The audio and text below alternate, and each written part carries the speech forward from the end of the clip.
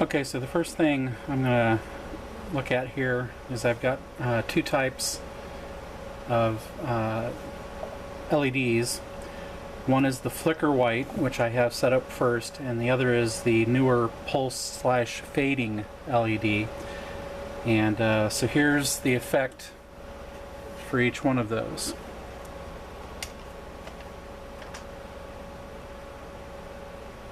So that's the flicker. And I've used this in my 1350 original Enterprise builds for the impulse engines, rather than having them at a steady illumination. I usually put in the flickering LEDs, which gives that nice kind of dynamic effect to the look of it. I've also used it in my 1350 Constellation build with all the battle damage, using red and yellow ones inside the model, hidden away and then obscured with cotton to give the impression of fire still raging deep inside the hull of the ship. And I've used these on other builds for the Bussard collectors, to kind of give that again dynamic feel to it. So there's the flickering white LED, okay, the pure white, not the warm white. Okay, so now here is the pulse and fade type.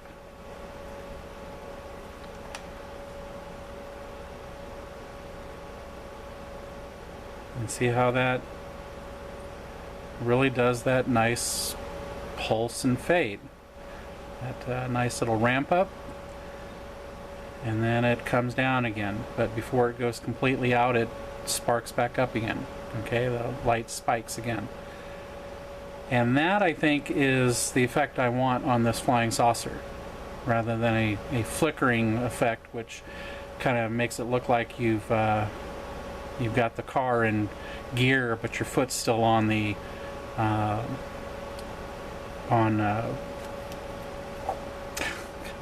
what am I trying to say here? Your foot's still on the pedal, on the clutch. With this one, it's like you've put the car in neutral. Okay, and then the engine's just there, running, waiting to be used. Whereas the flicker, maybe you're touching the gas a little bit, but you've still got your foot on the clutch. So I think I'll go with the pulse fading LEDs. So let me show you what I'm going to do with that. And again, I got these from HDA Model Works. Jerry over there does a great job with customer service. He's a really nice guy. Only a few times has he accidentally forgotten to put something in one of my orders, and as soon as I email him, you know, within the next day to a day and a half, he's sent me out what I was missing and what I had ordered. Really nice guy, really takes care of his customers, and no, I'm not getting any kind of kickback from him. He doesn't sponsor me at all.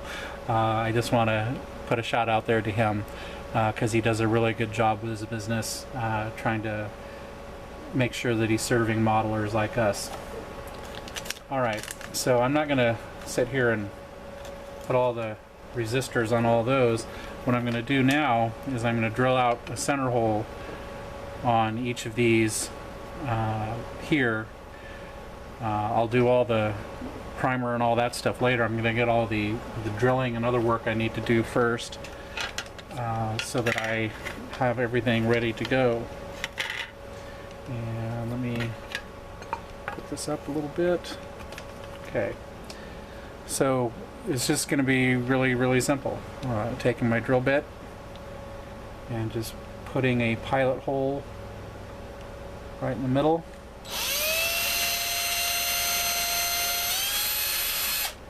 That I can then later, with a larger bit, make the right diameter for the LEDs.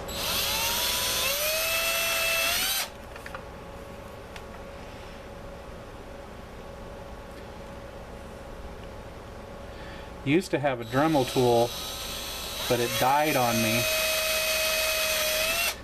So I went to the hardware aisle at Walmart and was looking at getting a new Dremel tool, and then I just kind of looked at the larger hand drills and said, you know, with the other things that I want to do around the house, I might as well just get a standard hand drill. And I haven't missed my Dremel tool ever since. This is perfectly fine for everything that I'm doing. As cool as it would be to have one of the small little handheld Dremels that has the handle on it, not the just cylindrical one, but the one that kind of looks like a gun handle thing, like a standard drill does.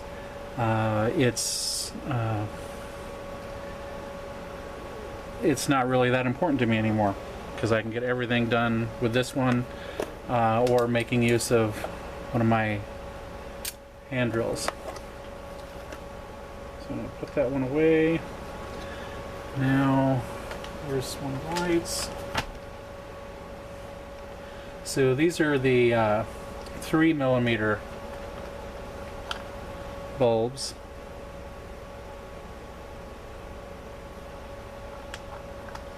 So it's a 764. I'm going to look at a 1/8.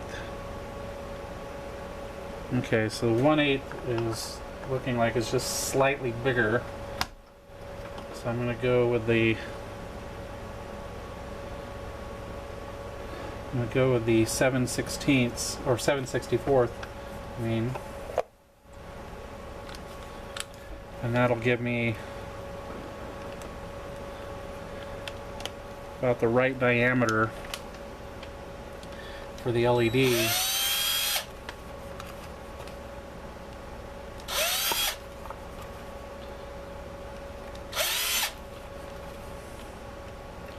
Now some people may say, well, why did you drill a pilot hole to begin with? Why don't you just do that one? It's just easier to do the smaller bit first to get your pilot hole in, and then to move up to a larger drill bit. Okay, so let's see how well that fits.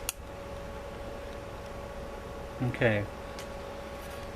I just worry that 1/8 is going to be just slightly too big. And I guess it's not going to be. Let me check my other drill kit.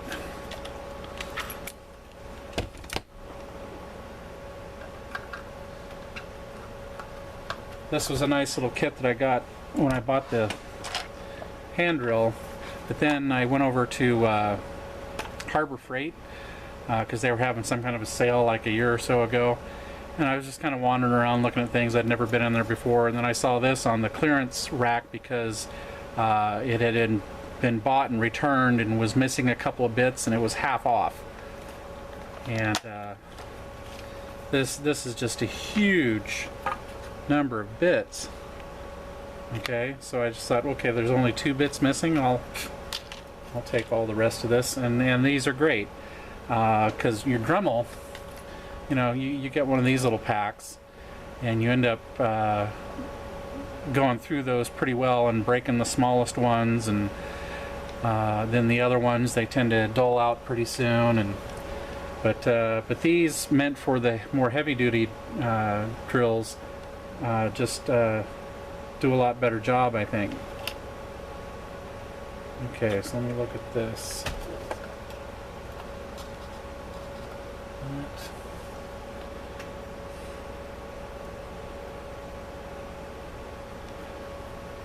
Is that the same as what I just drilled? Nope, see, that's slightly, that one is just slightly bigger. So let me try that one first.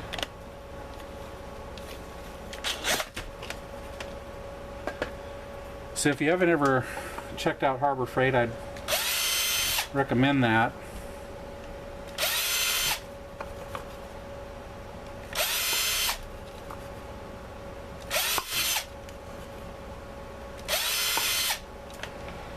So let me see how that was. Just Still not quite big enough. Boy, it might just be that 1/8 that I'll have to go to. Let me try this one.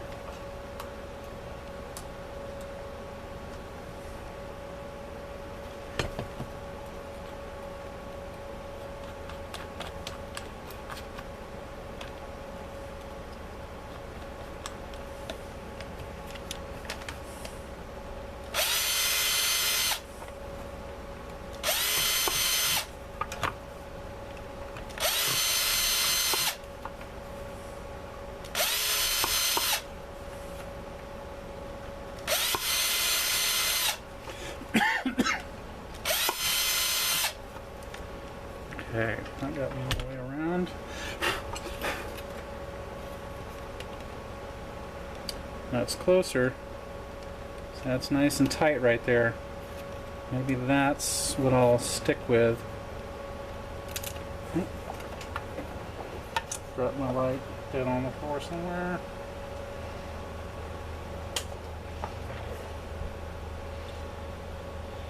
And of course it's immediately disappeared from immediate view. No, there it is.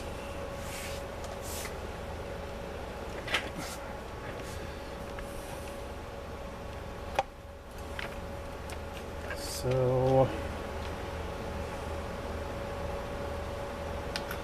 let me see if this one is just slightly bigger again.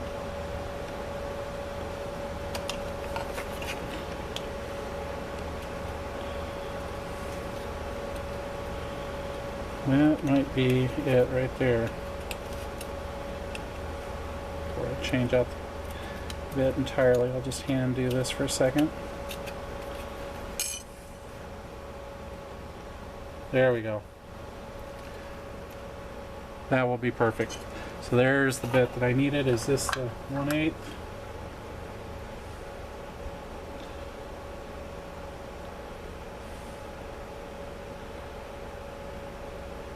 That looks like it's probably a 1/8. So the 1/8 would have worked. It just seemed like that was going to be too big, just eyeballing it.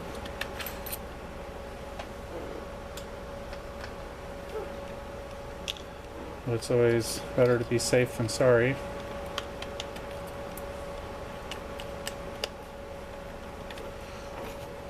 Okay.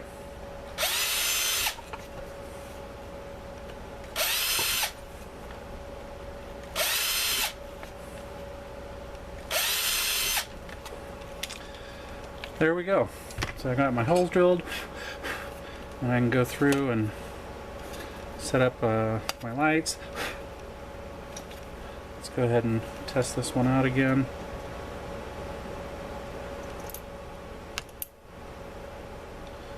I'll put one of the covers over that.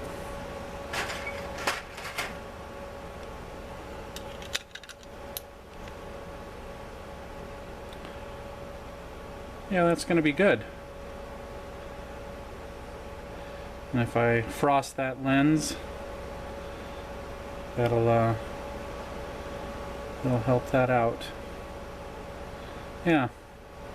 Okay, so that's what I'm going to do for the lighting of the underside of this. For these at any rate, I'll still do the LED tape on this larger thing. So I'll come back to you.